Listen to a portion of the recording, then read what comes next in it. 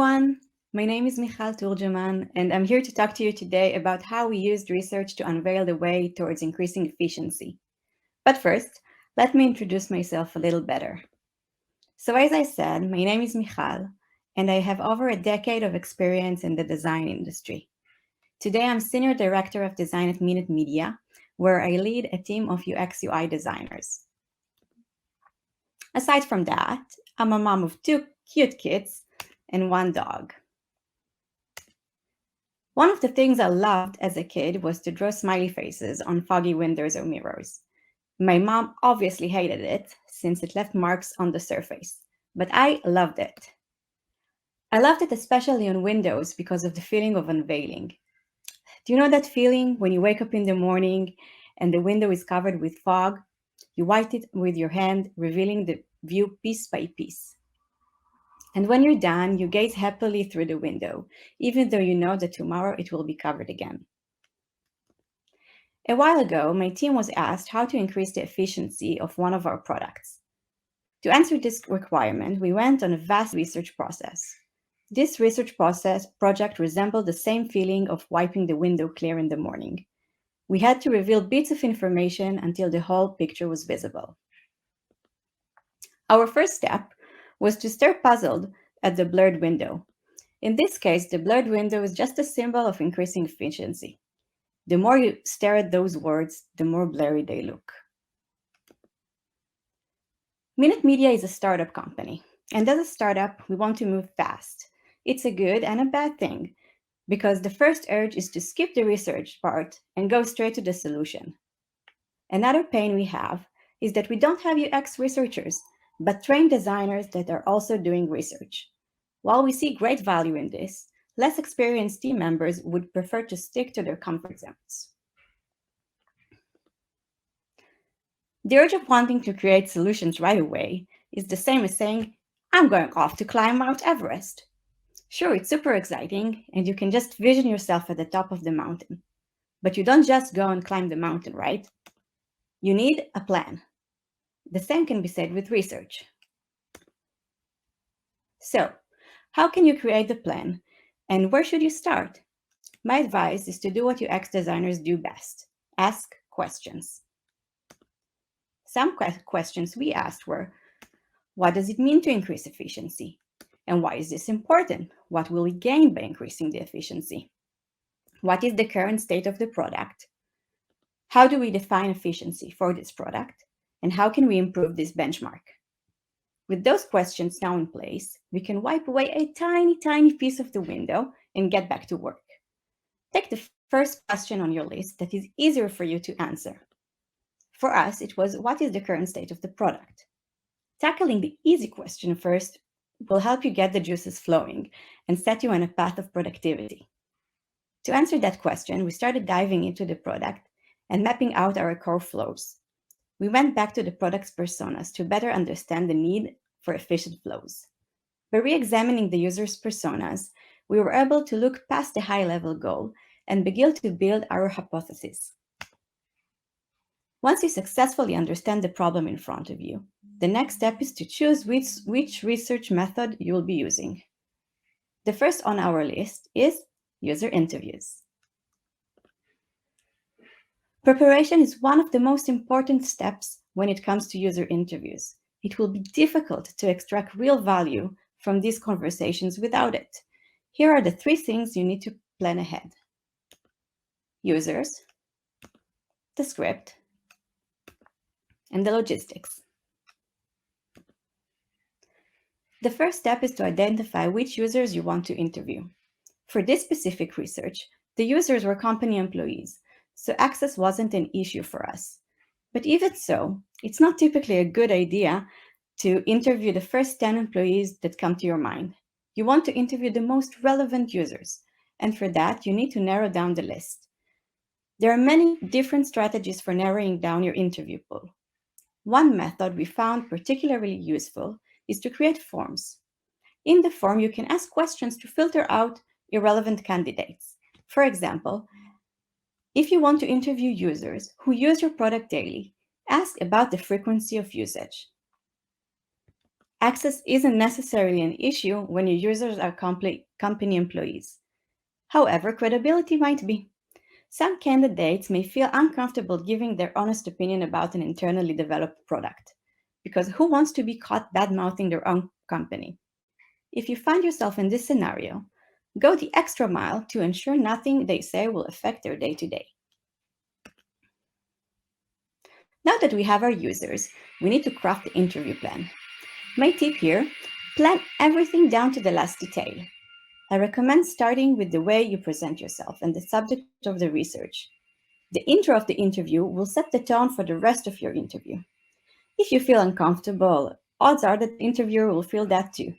And if you're hyper energized, the interviewer might feel a little overwhelmed. The next step should be writing down your questions. I know it's earth-shattering, but you should treat it as a conversation between two human beings. I know you have some questions that you just want to hear the answer to, like right now, but you can't start with those. You need to start with easier questions to build rapport. Also, plan some follow-up questions that you might want to ask. As UX designers, we want to find the most appropriate solution to the problem. But when it comes to the research, you need to focus on the problem. Even if you have a solution brewing in your head, try your best not to lead the users to this solution. Asking your users, how would you make this feature more efficient? Probably won't get you too far either. So users check, script check. Now you need to deal with the logistics and start interviewing. You need to figure out if you're interviewing in person or on Zoom. Obviously, for in-person interviews, the logistics are harder. For in-person interviews, you need to take also care for the recording instruments and make sure you check everything before you start. You need to book all the interviews ahead, which can be quite a hassle, and I strongly advise to send a reminder the day before. Take care of all the legal stuff as early as you can. You don't want an unsigned NDA to throw off your game. And lastly, it is very common to give some kind of compensation to your interviewers, usually vouchers. So make sure vouchers are ready and you can hand them out. For less experienced researchers, user interviews might be intimidating and uncomfortable. Don't forget to breathe, speak slowly and calmly, especially if you're stressed, and try not to fidget in your chair. When you've completed your interviews, you need to take the time to analyze all the responses. There are several different approaches you can take to review your interview responses. You can either use an online tool or do it manually. We use Dovetail. When the interview is done, I simply upload the video there and it transcribes it automatically. I then can read through and tag different sentences. Whichever way you decide to use, it's recommended to keep your data transparent and accessible. User interviews are great for gathering users' feedback and insights, but watching your users in action will show you how users regularly interact with the product. What are they clicking on? What's the order of their actions? How hard is it to perform certain actions? By closely observing your users, you can identify patterns of behaviors, pitfalls, and users' routine. Observations should be done live with the user. While you're watching your users in action, ask them to talk out loud and explain everything. That way, you can better understand their thought process. We use this method when we conduct usability testing, because it's great when testing out specific features to ensure that it's on the right track. Unfortunately, this method isn't scalable when you're looking to gather ongoing usage insights. To better track ongoing usage of our products, we use an online tool that records each session on our platform. This allows us to gather information based on any number of sessions over a specific period of time. We use this to view long sessions that represent our users' day-to-day process, instead of watching parts of it live. On top of understanding user behavior, you can gather more quantitative data, such as how many users performed a certain action, what are the popular screen resolutions, what is the average time it takes to complete a certain action.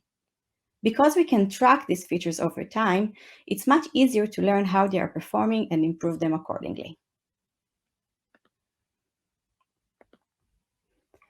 When you're done with the interviews and the observations and any other research method you used, it's time to gather your conclusions.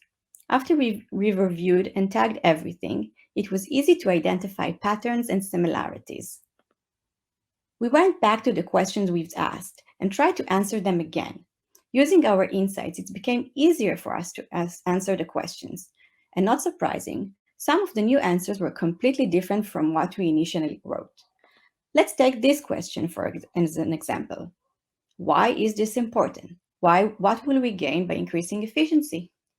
Our initial thought and answer was that we would save time for the users, and by that we will save money for the company. But after our research, we understood that increasing the efficiency would mean increasing revenue. Why is that? Since the product helps our users to manage campaigns, increasing the efficiency would mean better representation of campaign traffic at any time. How can we achieve that? To start with, we will improve our capping and filling features. Well, there you go. Suddenly, the road towards increasing efficiency is pretty clear. Let's summarize. When you have a goal in front of you that is intimidating and ambitious, you may feel paralyzed and shocked. The best way to start is to eliminate the fear factor.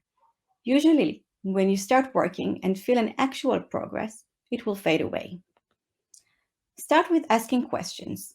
There are no stupid questions. Ask anything that comes to mind about the subject and try to answer it. Then create the research plan. Write down your hypothesis, including the research methods you want to use. For us, it was user interviews and session observation, but it can be any other method you feel is needed for your research. And analyze each step and come up with the conclusions. Try to answer the questions you wrote again, this time using data. Then try to morph the conclusions into features. And you're done. Remember how we started? Staring puzzled at those words?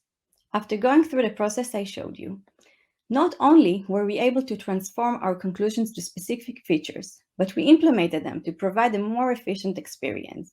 We started with the easy wins and checked in regularly with our users to see that we were on the right track. When you find yourself standing in front of a challenge, staring into it puzzled, remember the window.